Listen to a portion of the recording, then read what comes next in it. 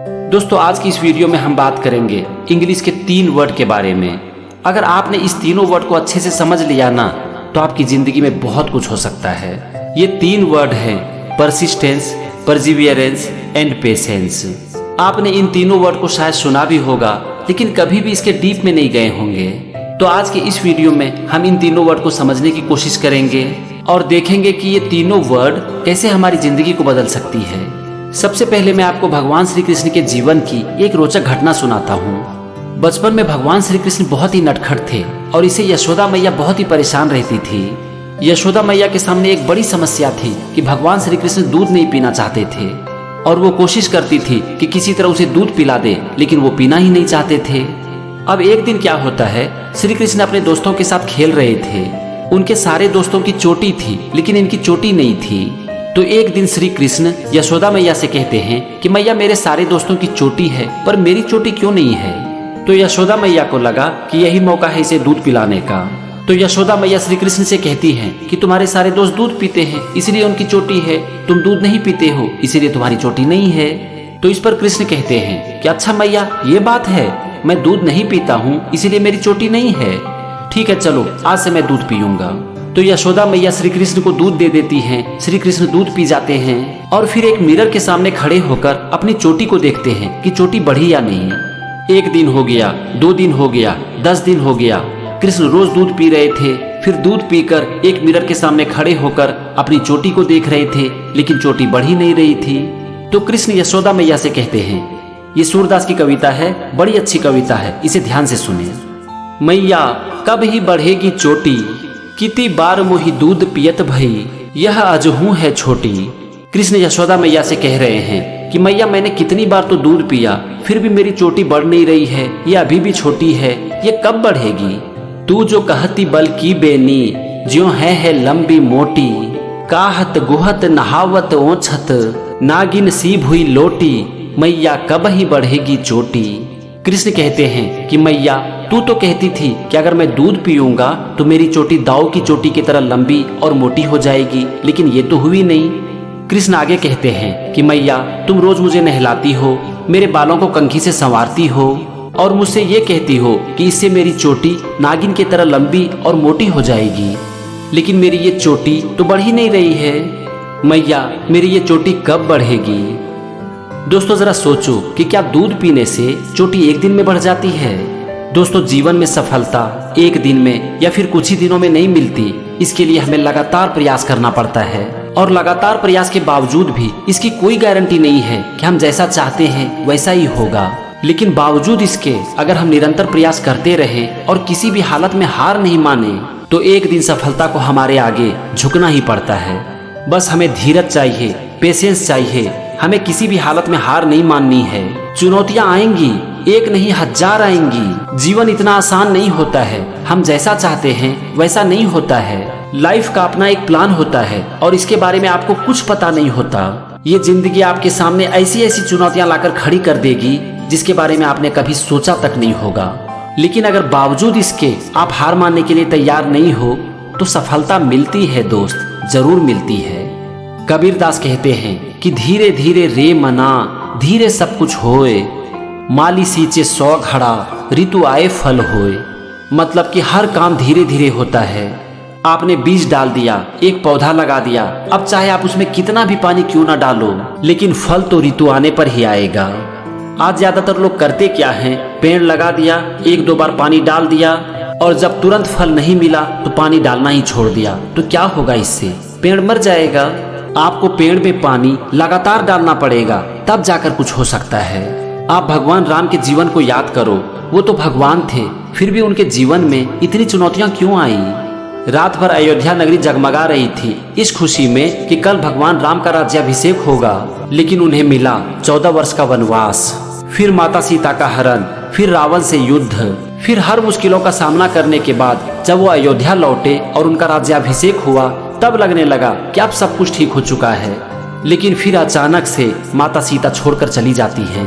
उसके बाद सीता माँ एक दिन धरती में समा जाती हैं। जरा सोचो कि क्या उनका जीवन सरल था।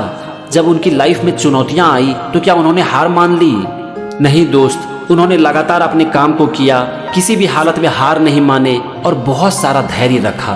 और यही कारण है कि उन्हें मर्यादा पुरुषोत्तम कहा जाता है। वो तो भगवान थे, अगर वो चाहते तो अपने जीवन को बहुत सरल कर सकते थे, लेकिन उन्होंने ऐसा नहीं किया। वो अपने जीवन से हम इंसान को यही शिक्षा देना चाहते हैं कि जीवन है तो चुनौतियां हैं। हमें चुनौतियों का सामना करना है, उसे हराना है, अपने काम को लगातार करना है और किसी भी हालत में हार नहीं मानना है। लेकिन इन सब चीजों के लिए चाहिए ढेर सारा पेशेंस। इसी तरह भगवान श्री कृष्ण के जीवन को याद करो, क्या उनका जीवन बहुत ही सरल था? कंस ने उनके माता पिता को एक जेल में डाल दिया था और उसी जेल में उनका जन्म हुआ था।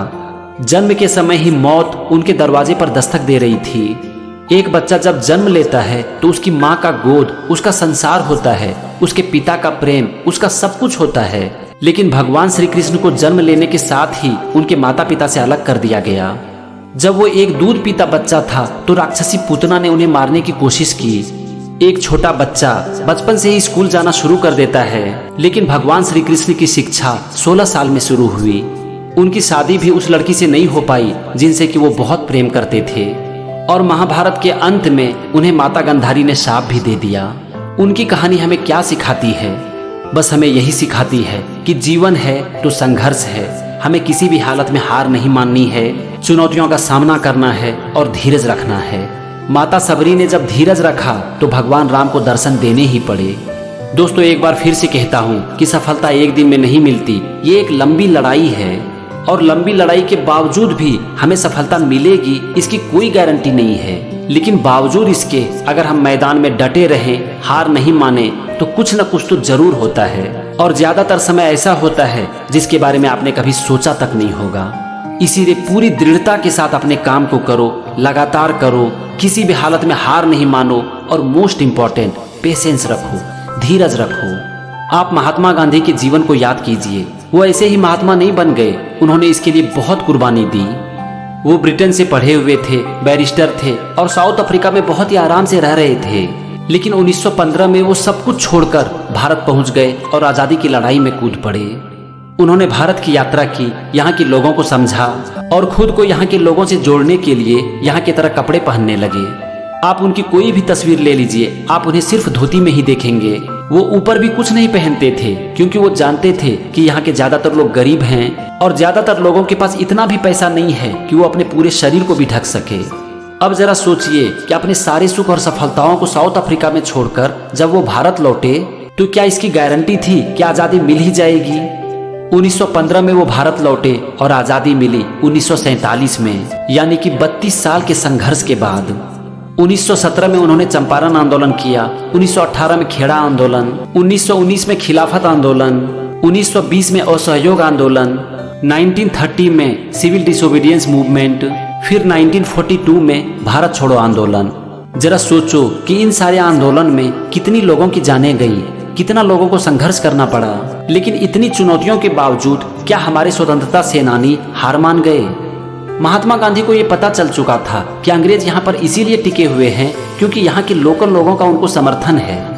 भले लोग खुलकर समर्थन नहीं कर रहे हैं, लेकिन चुपचाप से तो समर्थन कर रहे हैं, नहीं तो ये अंग्रेज कहाँ टिक पाएंगे।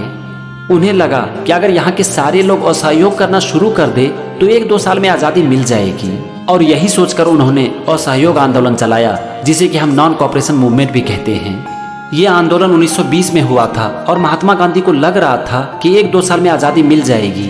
लेकिन फिर चौरा चौरी घटना के बाद वो अपना आंदोलन वापस ले लेते हैं क्योंकि वो मानते थे कि हम अपना आंदोलन अहिंसा के साथ करेंगे। फिर 10 साल की लंबी स्ट्रगल 1930 में होता है सिविल डिसोबीडियंस मूवमेंट, फिर फेल्योर। फिर 12 साल की लंबी स्ट्रगल 1942 में आता है भारत छोड़ो आंदोलन, फिर फेल्योर। उसके बाद फिर से 5 साल स्ट्रगल, तब 1947 में जाकर हमें आज़ादी मिली। 1920 में जब उन्होंने असहयोग आंदोलन किया था तब उन्हें लग रहा था कि 1-2 साल में आज़ादी मिल जाएगी, लेकिन मिली कितनी दिन बाद? 27 साल बाद। जरा सोचिए महात्मा गांधी के जीवन के बारे में। वो जिस काम को कर रहे थे उसे वो अकेले नहीं कर सकते थे, उनको पूरे देश को अपने साथ लेकर चलना था। कितनी चुनौतियां आई होंगी, कितने तरह के प्रॉब्लम आए होंगे, और सबसे बड़ी बात थी कि इसकी कोई गारंटी नहीं थी कि आज़ादी मिल ही जाएगी। पूरे देश को एक साथ लेकर चलना क्या उनके लिए आसान काम था? बहुत मुश्किल था दोस्त। लेकिन बावजूद इसके हमारे लोग लड़े और हमें आज़ादी मिली। अब सवाल उठता है कि कैसे मिली ये आज़ादी। इसका कारण था लगातार काम को करना, पूरी दृढ़ता के साथ करना और पूरे धीरज के साथ करना। अब यहाँ पर एक बात और है कि क्या आज़ादी के बाद हमारी सारी प्रॉब्लम खत्म हो गई? जब भारत और पाकिस्तान का बंटवारा हो रहा था तब आप जानते ही हैं कि क्या हुआ, किस तरह के दंगे और फसाद हुए, कितने लोगों को मारा गया, ये सब जानते ही हैं। इसीलिए मैं हमेशा कहता हूँ कि ये जीवन है तो चुनौतियाँ हैं।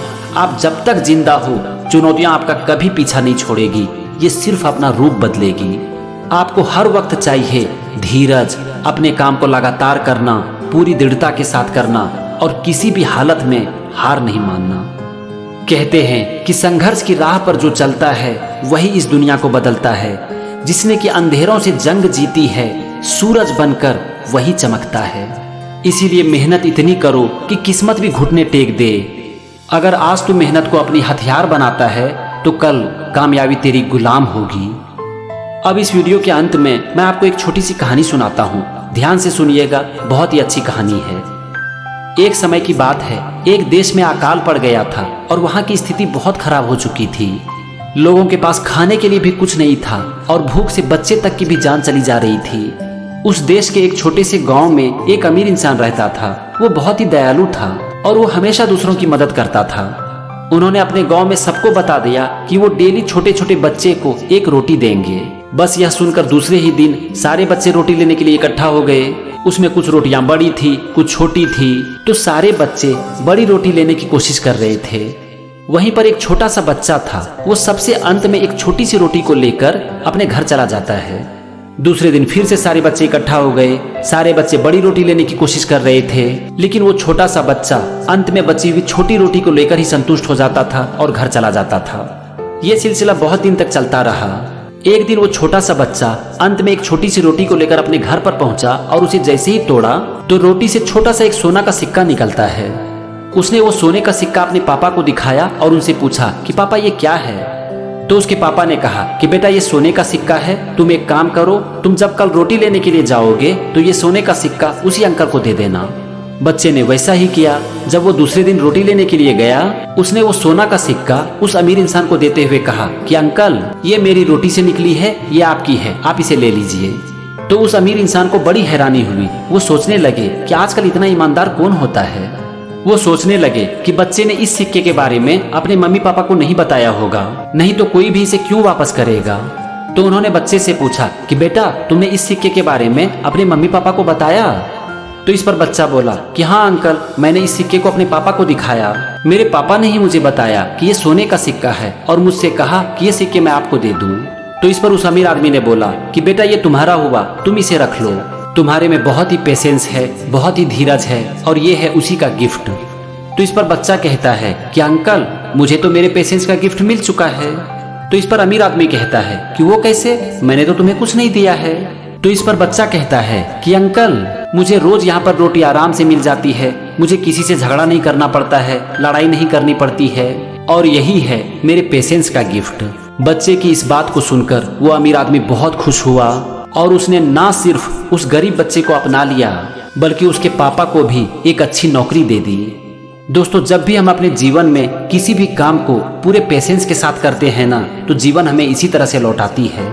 चलो आज के वीडियो में बस इतना ही। अगर आपको वीडियो पसंद आए तो इस तीनों वर्ड को अपने जीवन में जरूर उतारना, क्योंकि ये तीनों वर्ड आपकी जिंदगी में 4 चांद लगा देगी।